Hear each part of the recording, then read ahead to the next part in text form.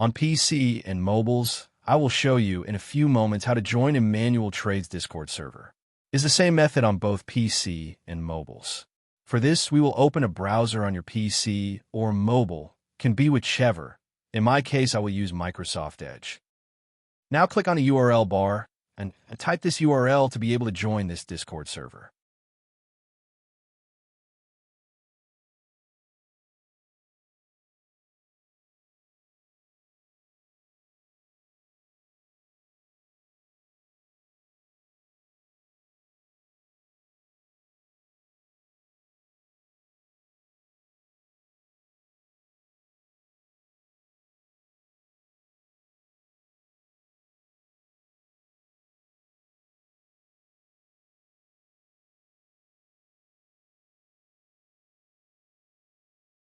Doing this will automatically start your Discord application if you have it installed. Then click Join, and you'll have access to the Discord server.